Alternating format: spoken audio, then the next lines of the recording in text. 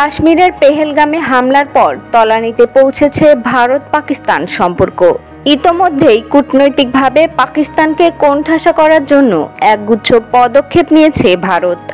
জবাবে পাল্টা পদক্ষেপ নিয়েছে পাকিস্তানও।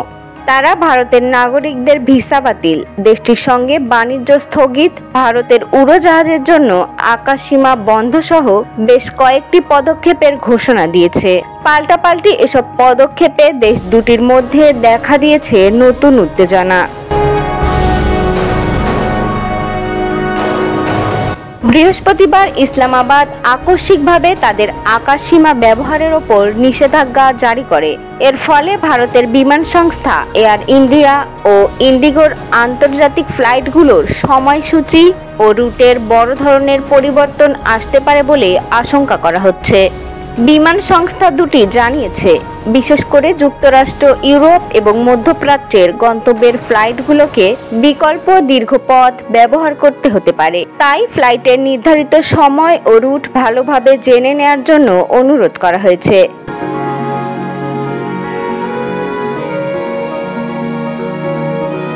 বিশ্লেষকদের মতে, আকাশে দীর্ঘ পথে উড়ান পরিচালনার কারণে বিমান সংস্থাগুলো টিকিটের দাম বাড়াতে পারে।